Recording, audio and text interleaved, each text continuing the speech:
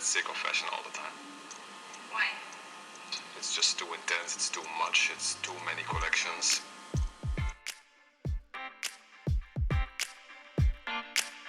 Historia y Moda es un recorrido por la historia de nuestra cultura, el arte, la economía, la política y los roles de género, teniendo la moda como hilo conductor. Este es un viaje para los curiosos, los apasionados, los detractores y todos los que quieran conocer el origen de los grandes sucesos y las pequeñas cosas que han tejido nuestra sociedad. Somos Diana y Ceci y te acompañaremos en este apasionante viaje. ¡Bienvenido! ¡Comenzamos! Sus hermosas cápsulas y fardos de gran valor controla el maestro. De los alambiques de barro él elogia y con altivez traería que el mundo reconozca que el algodón es el rey. Bienvenidas y bienvenidos a este episodio. El tema de hoy es bastante delicado y aunque vamos a remontarnos a los siglos XVIII y XIX, el tema del racismo y hasta de la esclavitud es tan latente hoy como lo fue entonces, desafortunadamente. A veces es curioso ver cómo hemos ido avanzando en la historia y hay ideas, sistemas, patrones, etcétera, que no cambian, que no se mueven, que se repiten. En este episodio nos situamos ya en la era de la Revolución Industrial y lo empezamos como un fragmento del Evangelio de la Esclavitud por Iron Gray, escrito en 1864. La frase más utilizada para describir el crecimiento de la economía estadounidense en las décadas de 1830 y 1840 fue "El algodón es el rey". Hoy en día, pensamos que este eslogan describe la economía de plantación de los estados esclavistas en el sur de Estados Unidos, pero es importante entender que esto no fue simplemente un fenómeno del sur. El algodón fue uno de los primeros productos de lujo del mundo, después del azúcar y el tabaco, y fue también el producto cuya producción convirtió de manera más espectacular a millones de seres humanos negros en productos básicos. El algodón se convirtió en el primer producto de consumo masivo. Aunque los europeos del siglo XVIII pensaban en el algodón como algo novedoso, este ya tenía una larga historia. Utilizando la secuenciación del ADN, los científicos estiman que el algodón o Gossypium ha crecido en la Tierra desde hace entre 10 y 20 millones de años. Durante milenios se han producido sofisticados textiles de algodón en Asia, África y América, y en 2016 se encontraron en Huaca Prieta, en el norte de Perú, fragmentos de tejidos de algodón teñidos con índigo, algunos de los cuales tenían hasta 6.000 años de antigüedad, preservados por el aire caliente y seco. Se confiaba tanto en el algodón por la fibra que producía, que fue una de las primeras plantas en ser domesticadas hace unos 7.000 años. La domesticación, como es su costumbre, cambió la forma de la planta en sí. Las especies silvestres, altas y en expansión, se volvieron con el tiempo más pequeñas, más compactas y más fáciles de cosechar. Una de las semillas de las grandes plantaciones de algodón estadounidense se sembró con el descubrimiento de Vasco da Gama de una ruta marítima directa a la India en 1497. Circunnavegar el Cabo de Good Hope, aunque difícil y peligroso, fue lucrativo. Dio a los comerciantes europeos acceso directo a los tejedores y sus productos, en lugar de depender de las rutas comerciales terrestres más caras y peligrosas. Los delicados patrones y el uso del color característico de los textiles indios se pusieron de moda entre los europeos y acapararon las casas, armarios, cortinas, cojines, sillas y camas. En 1766, las muselinas y los calicó estaban tan de moda que el algodón constituía el 75% de las exportaciones de la Compañía Británica de las Indias Orientales. Con la Revolución Industrial, Gran Bretaña invirtió mucho en nueva tecnología para la fabricación de algodón. Tanta mecanización que ahorraba tiempo y mano de obra significaba que, por primera vez en la historia, la confección de telas estaba siendo arrebatada de manos y hogares y transferida a máquinas y fábricas. Para los industriales y comerciantes, por supuesto, esto tenía un sentido más financiero. Mientras que los hilanderos indios necesitaban 50.000 horas para convertir 100 libras de algodón crudo en hilo a mano, una mula podía realizar la misma tarea en la 50ª parte del tiempo. Por tanto, se redujo el coste del hilo y la tela, lo que hizo que la tela europea fuera competitiva en el mercado internacional. En 1830, una libra de hilo británico número 40, que es un fino grado de hilo, era 3 veces más barato que su homólogo indio.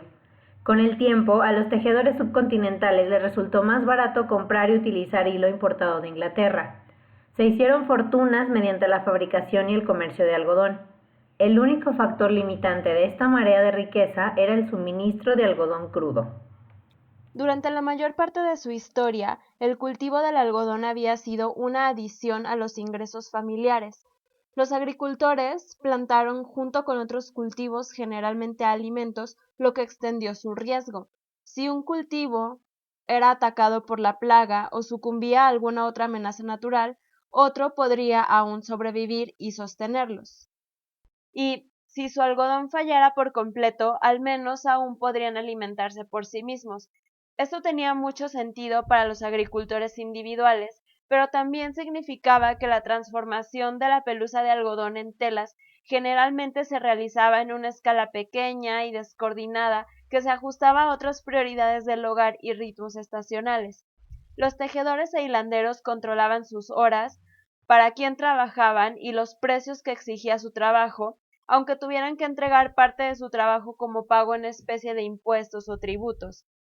Esto no convenía a los colonialistas, cuyas fábricas hambrientas de algodón necesitaban granjas confiables a gran escala dedicadas exclusivamente a producir este cultivo, que luego podría transformarse en tela e intercambiarse por dinero y esclavos. Las fábricas de Manchester y otros lugares continuaron funcionando de manera eficiente solo mientras había un suministro constante de algodón. Antes de la década de 1780, lograr este suministro había significado enviarlo desde todo el mundo. Los muelles de Liverpool estaban repletos de algodón de la India, el Levante, las Indias Occidentales y Brasil. Pero esto iba a cambiar para finales de siglo. El algodón se cultivaba en América mucho antes de que los europeos pusieran un pie allí. Una de las razones por las que Cristóbal Colón estaba tan convencido de que había llegado a la India en 1492, cuando de hecho estaba en el Caribe, era que las islas estaban llenas de arbustos de algodón. Los propietarios de plantaciones estadounidenses, sintiendo, una oportunidad en el apetito voraz de Inglaterra por el algodón en rama para abastecer sus fábricas, comenzaron a ceder vastas áreas nuevas al cultivo intensivo de algodón en previsión de ganancias igualmente enormes. Estas plantaciones de gran escala necesitaban desesperadamente mano de obra barata y abundante para hacerlas rentables. Se consideró que los esclavos tomados de los puestos comerciales existentes en la costa occidental de África, eran la solución ideal. Entre 1500 y 1800, más de 8 millones de personas fueron transportadas desde África a las Américas por los españoles, portugueses, franceses, británicos, holandeses y daneses para servir como esclavos. Más plantaciones de algodón, cada una con la capacidad de producir y procesar una cosecha mucho mayor, significaban más esclavos. En 1860, los 15 estados del sur tenían 819,000 agricultores varones blancos, frente a una población esclava de 3.2 millones. En algunos distritos de Carolina del Sur, los esclavos constituían el 61% de todos los habitantes. Para el autor de un editorial en The American Cotton Planter, escrito en 1853, la esclavitud y el algodón formaron la urdimbre y la trama del éxito estadounidense. El valor de los esclavos era aproximadamente 3 veces mayor que la cantidad total invertida en los bancos y era equivalente a aproximadamente 7 veces el valor total de toda la moneda en circulación en el país, 3 veces el valor de toda la población ganadera, 12 veces el valor de toda la cosecha de algodón de Estados Unidos y 48 veces el gasto total del gobierno federal ese año. Si bien a menudo se asume que las monedas utilizadas para comprar esclavos eran armas o metales preciosos, muchas más se cambiaron por telas de algodón. Un estudio de los intercambios realizados por Richard Miles, un esclavista británico, entre 1772 y 1780 para 2.218 esclavos, encontró que los textiles representaban más de la mitad del valor de los bienes intercambiados. Este fue un gran negocio. Entre 1739 y 1779, por ejemplo, el comercio de exportación de Manchester se expandió de unas insignificantes 14.000 a 300.000 libras por año. Aproximadamente un tercio de esto estaba destinado a África para ser intercambiado por esclavos. La invención de la desmotadora de algodón, que es una máquina que separa más rápido y fácil las fibras de algodón de sus semillas, aumentó considerablemente la productividad de la cosecha de algodón por parte de los esclavos. Esto resultó en ganancias dramáticamente más altas para los plantadores, lo que a su vez condujo a un aumento aparentemente insaciable en la demanda de más esclavos en un círculo salvaje, brutal y vicioso. El 4 de marzo de 1858, un demócrata de Carolina del Sur tomó la palabra del Senado de los Estados Unidos y pronunció un discurso que aún se recuerda hasta el día de hoy. ¿Alguna nación cuerda? Preguntó. ¿Le harías la guerra al algodón? Inglaterra se derrumbaría precipitadamente y se llevaría consigo a todo el mundo civilizado, salvo el sur. No, no te atreves a hacerle la guerra al algodón. Ningún poder en la tierra se atreve a hacerle la guerra. El algodón es el rey. James Henry Hammond estaba familiarizado con el uso del poder para forzar concesiones a los más débiles. En todos los sistemas sociales debe haber una clase para realizar las tareas domésticas, les dijo a sus compañeros del Senado durante la misma oratoria, para realizar las pesadas tareas de la vida. Afortunadamente para el sur, encontró en su mano una raza adaptada a ese propósito. Se ha estimado que en 1862, 4 años después de que Hammond pronunció su discurso King Cotton, 20 millones de personas en todo el mundo participaron en el comercio del algodón, ya sea cultivándolo o transformándolo en tela. Incluso mientras Hammond hablaba, el algodón crudo constituía poco más del 60% del valor total de todos los productos estadounidenses enviados al exterior, y Gran Bretaña, como él señaló, se había enganchado irremediablemente a este suministro. A finales de la década de 1850, casi el 80% del algodón consumido en Gran Bretaña provenía de Estados Unidos. Por supuesto, el algodón se había producido durante muchos miles de años sin trabajo esclavo y después de la abolición de la esclavitud perduraría. Pero también es cierto que desde la década de 1790 hasta la de 1860, las vidas de muchos millones de esclavos estadounidenses estuvieron determinadas por las demandas del rey algodón. John Brown fue uno de ellos. Nació alrededor de 1810 en Virginia. A veces se le conocía como Benford, el nombre del propietario de su padre, y a veces como Fed, pero John Brown fue el nombre que más tarde tomó para sí mismo y con el que publicó sus memorias. Toda su vida estuvo entretejida con algodón y el dinero que se obtendría con él.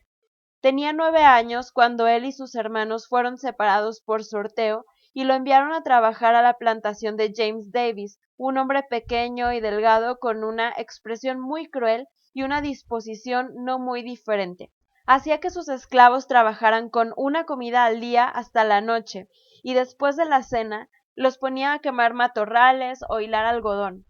Más tarde escribió: Trabajamos desde las 4 de la mañana hasta las 12 antes de interrumpir nuestro ayuno, y desde ese momento hasta las 11 o 12 de la noche. Poco después de su llegada a la plantación de Davis, se produjo un aumento considerable en el precio del algodón, lo que llevó a una correspondiente gran demanda de esclavos en Georgia, y Brown fue vendido a un comerciante.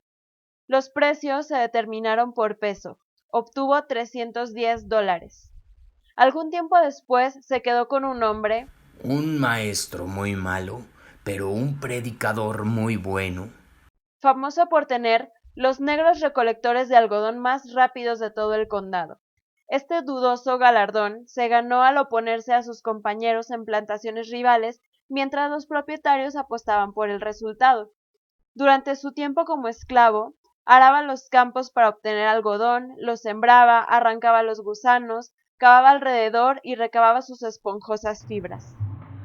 Aunque nunca vio la ganancia de su trabajo, el dinero que se ganaba con el algodón determinaba el ritmo de sus días. Cuando el precio sube en el mercado inglés, Escribió, incluso en medio cuarto la libra, los pobres esclavos sienten inmediatamente los efectos, porque son más impulsados y el látigo se mantiene más constantemente. manos de campo como Brown trabajaban durante largas horas con raciones cortas, trabajo que era particularmente castigador en el momento de la recolección, cuando los campos de repente aparecían cubiertos de nieve y la cosecha estaba en su punto más vulnerable. Se requería una gran velocidad, por lo que aumentaba la duración de la jornada laboral. Moviéndose hacia abajo en las filas, cada bola blanca suave necesitaba ser agarrada firmemente y retorcida para separarla del perno exterior, ya abierto y en forma de estrella. Las mujeres, según John Brown, recogían más rápido que los hombres. Sus dedos eran naturalmente más ágiles. Pero como todos se veían obligados a cargar lo que recogían, a medida que las canastas se volvían más pesadas, las mujeres se quedaban rezagadas bajo su peso. Cada canasta, con forma de cesto, podía transportar entre 85 y 125 libras. Quiero hacer aquí una pausa para retomar el título de este episodio. Cotton is King, el algodón es rey.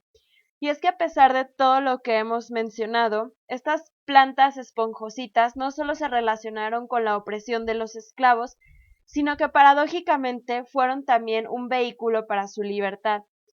Curiosamente, hubo otra forma en la que los esclavos se vieron envueltos en una industria global centrada en el crecimiento y la producción de algodón. Se los contamos con esta historia. A principios de agosto de 1851, Solomon se escapó. A los 45 años tenía casi el doble de edad que un fugitivo promedio, pero era aún lo suficientemente fuerte para sobrevivir a los rigores de la ruta a campo traviesa desde Hollow Springs, Georgia, hasta un estado libre más al norte. Bien constituido y de mediana estatura, de alrededor de 5 pies y 8 pulgadas, no tenía ni la piel notablemente clara ni oscura. Carecía de los rasgos llamativos como la falta de dientes o dedos de los pies, cicatrices en los hombros o las mejillas que los dueños de esclavos solían darse cuenta. Por lo tanto, estaba relativamente incógnito en su propia piel. Tenía otras ventajas. Como herrero de primera categoría, era probable que encontrara un trabajo en otro lugar con facilidad. Solomon también era taciturno por naturaleza, decía poco, excepto cuando estaba ebrio, y por eso era menos probable que se traicionara a sí mismo. Él también había planeado con anticipación, llevándose todo su guardarropa, 2 pares de pantalones nuevos, una levita negra de jeans, un abrigo rojo y negro, un saco teñido con nuez, un sombrero de piel negro y un par de zapatos.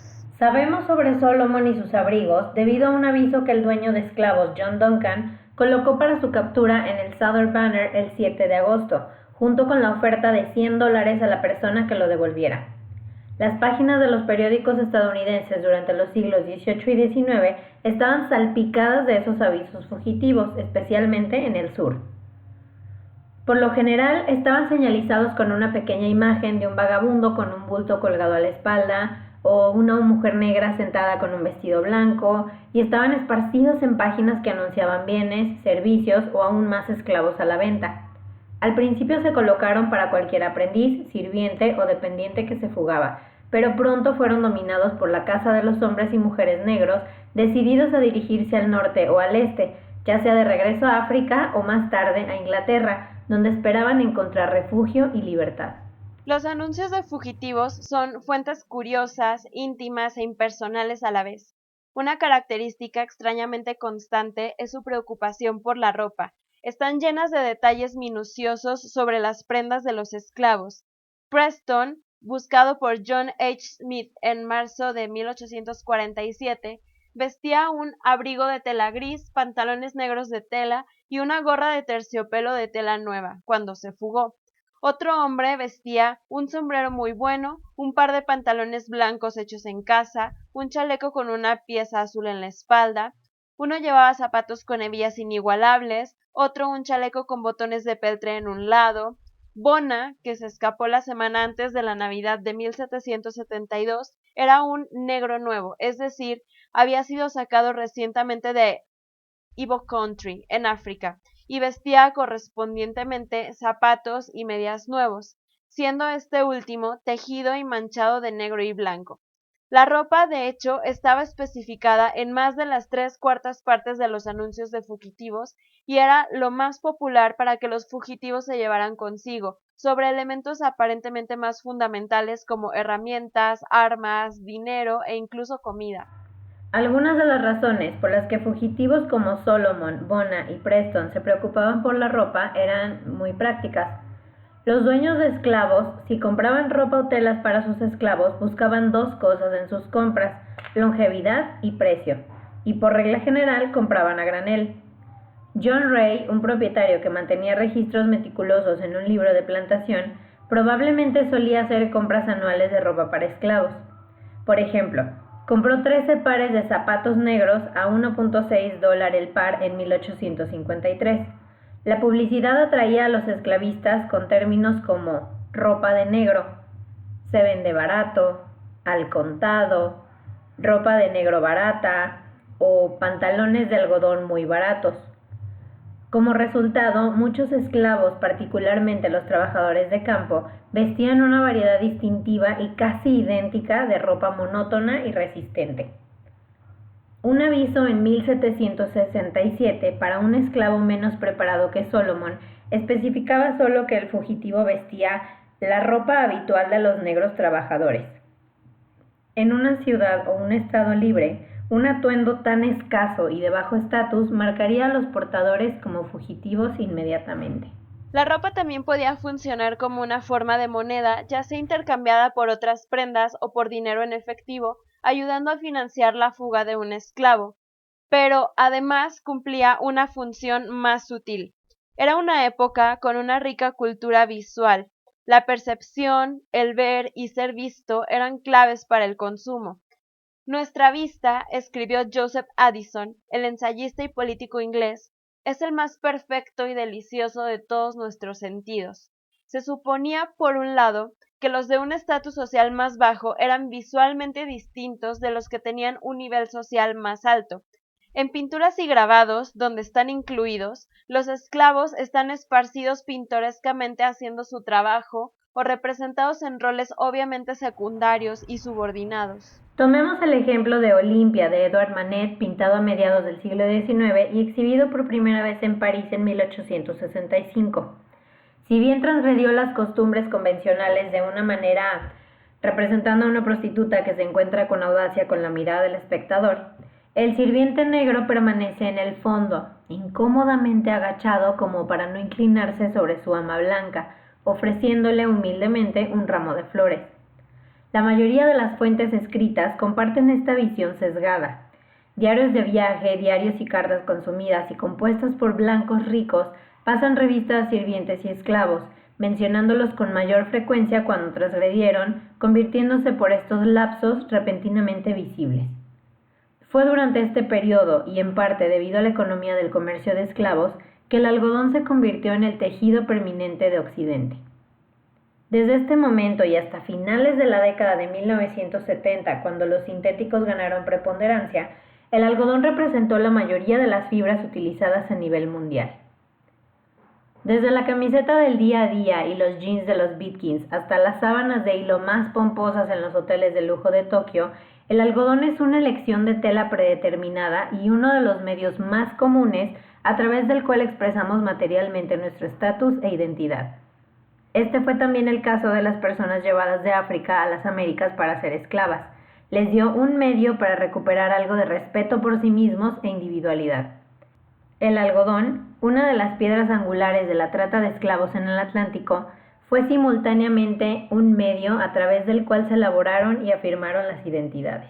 El algodón era un cultivo común en toda África. El gran viajero árabe andaluz al-Bekri que visitó Mali ya en 1068, escribió que cada casa tiene su arbusto de algodón. Y que telas de algodón fino fueron intercambiadas por los lugareños por sal, mijo, pescado, mantequilla, índigo y carne. Olaudah Equiano, quien compró su libertad en 1766 después de años de trabajos forzados y se convirtió en un autor y un destacado defensor de la esclavitud, escribió uno de los pocos relatos que menciona su ropa antes de la captura. El atuendo de ambos sexos en Guinea, escribió, consistía en un largo trozo de percal o muselina envuelto holgadamente alrededor del cuerpo, algo en forma de una tela escocesa de las Highlands. Entonces, como ahora, había una gran variedad de telas y vestimentas en todo el continente, con prendas determinadas por medios y costumbres. En otros lugares, justo cuando algunos europeos abrazaron la chinoiserie, telas decoradas estilo rococó, algunas élites africanas, particularmente las que vivían cerca de los puestos comerciales costeros, vestían ropa de estilo europeo como vestimenta, símbolo de estatus que indicaba su propio conocimiento de los exóticos gustos extranjeros. Sin embargo, una vez esclavos, sin importar cuáles fueran sus preferencias, fueron desnudados y vestidos a la fuerza con la ropa adecuada en las mentes de quienes los comerciaban a su estatus. La ropa que un esclavo usaba oficialmente desde entonces dependía de los medios y las inclinaciones de sus dueños. Una gran plantación les daba rutinariamente a los adultos que trabajaban en el campo 7 yardas de osnaburg tosco, 3 de tela a cuadros y 3 de paño de lana cada octubre, dejándolos que ellos mismos hicieran la ropa. Los esclavos destinados a trabajar en el interior, y que por tanto serían más visibles, iban en general mejor vestidos. Algunos propietarios compraron ropa confeccionada, otros casi dejaron a sus esclavos para que se las arreglaran solos. En el verano más caluroso y en el invierno más frío, recuerda Frederick Douglass después de su huida a la libertad, me mantenían casi desnudo, sin zapatos, sin medias, sin chaquetas, sin pantalones, nada más que una camisa de lino de remolque áspero que llegaba solo a mis rodillas. Mis pies están tan agrietados por la escarcha que la pluma con la que estoy escribiendo podría caber en los cortes. En 1735 se aprobó una ley en Carolina del Sur que limitaba los materiales que los esclavos podían usar a los más baratos y mezquinos disponibles. Si bien esto a menudo se burló, es cierto que las mismas telas aparecen en las descripciones una y otra vez. La tela negra, mencionada con frecuencia, generalmente se refiere a las telas galesas lisas blancas, una tela de lana barata importada de Gran Bretaña y vendida alrededor de 80 centavos la yarda a principios del siglo XIX. Otras telas comunes para la ropa de los hombres incluyen paño, jean y osnaburg. El paño fino estaba hecho de lana, pero los jean y osnaburg solían estar hechos de algodón. Este último era una tela tosca de tejido liso. El jean era un tejido de sarga, lo que hacía más duradero y le daba unas características costillas diagonales. Confusamente, los jeans, como los conocemos hoy en día, generalmente están hechos de denim o mezclilla, que es una tela completamente diferente. Sin embargo, la tela mencionada con más frecuencia era la tejida en casa. Esto, y como lo sugiere el nombre, fue hecho por los propios esclavos en la plantación o por un proveedor cercano y era un tejido simple de lana o algodón, dependiendo de lo que estuviera disponible más fácil y barato. Las mujeres usaban vestidos de tejido casero o de percal, que era otro algodón de tejido liso, generalmente decorado con un patrón a pequeña escala, rayas o cuadros. Los colores más comunes eran el marrón y el azul, los cuales podían obtenerse de los colorantes disponibles en las cercanías, como el añil, el nogal y el blanco.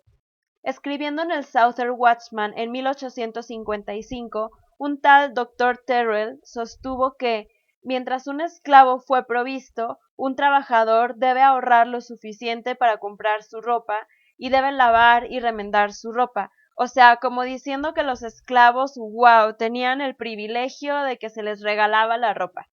Esto ignoró cuidadosamente los efectos deshumanizantes de un uniforme impuesto hecho con las telas más aburridas y baratas disponibles.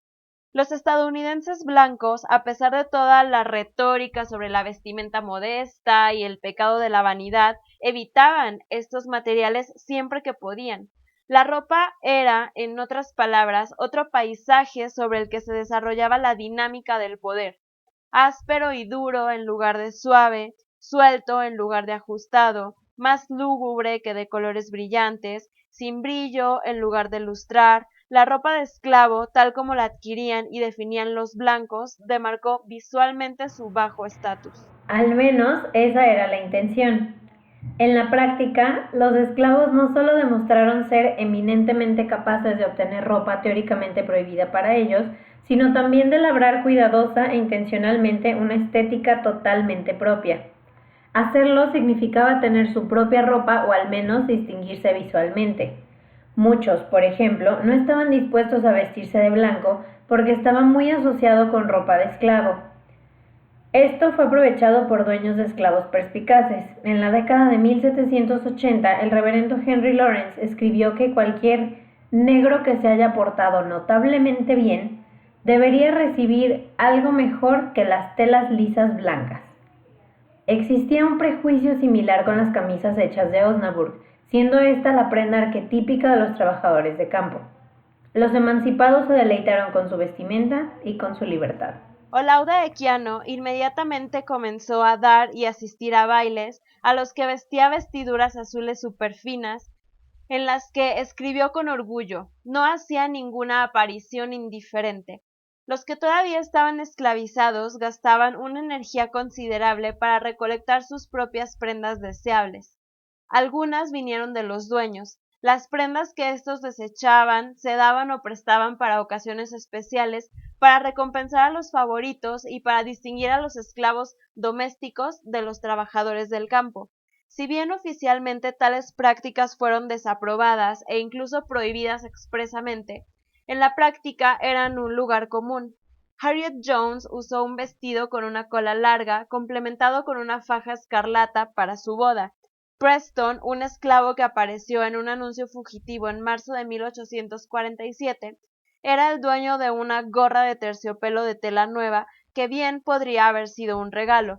Otros, pensando que podrían ser ahorcados, tomaron todo lo que pudieron poner en sus manos cuando escaparon. Rosa, una niña de 11 años de Nueva Orleans, se fue con el sombrero de seda blanco de su dueña, algunos pañuelos, puntillas de encaje y ropa de bebé, la mayor parte de la cual pudo haber tenido la intención de vender en efectivo para financiar su vuelo. En otros casos, parece más probable que las prendas tomadas fueran unas que habían sido codiciadas durante mucho tiempo. En 1814, Celia, una esclava de Tennessee, se llevó 2 vestidos de percal, uno azul y el otro amarillo, un vestido de batista blanco, 2 vestidos caseros, una gorra de cuadro a cuadros y un par de pantuflas rojas atadas con cintas amarillas. Baco, un sirviente personal que huyó de la plantación de Virginia de Gabriel Jones en 13 de junio de 1774, se fue al extremo y se llevó medio closet. Él se había puesto y se llevó consigo 2 abrigos de gabardina blancos, uno combinado con azul, el otro bastante simple y nuevo, con botones de metal con figuras blancas, calzones de felpa azules, un chaleco de tela fina, 2 o 3 chaquetas ligeras de verano, varios pares de medias blancas de hilo, 5 o 6 camisas blancas, 2 de ellas por cierto bastante finas, zapatos pulcros, hebillas plateadas, un sombrero fino y algunas cosas más. Uno de nuestros pecados como nación es la forma en que complacimos a los esclavos con sus pecaminosas galas. Dejamos que se vistan demasiado. Los llevó por mal camino. Seremos castigados por ello, comentó una dama del sur, escuchada en un hotel de Carolina del Sur en 1862. El hecho de que tantos hombres y mujeres negros poseyeran y usaran buena ropa era una fuente de consternación para los blancos, alterando su sentido del orden establecido de la naturaleza y la sociedad. Los dueños de esclavos se burlaban de los esclavos que creían que mostraban demasiado interés en su apariencia, pero ellos también estaban nerviosos. Un corresponsal anónimo que escribió para la Gaceta del Carolina del Sur en noviembre de 1744 Se quejó de que muchas de las esclavas están vestidas mucho más elegantemente que la generalidad de las mujeres blancas por debajo de la opulencia.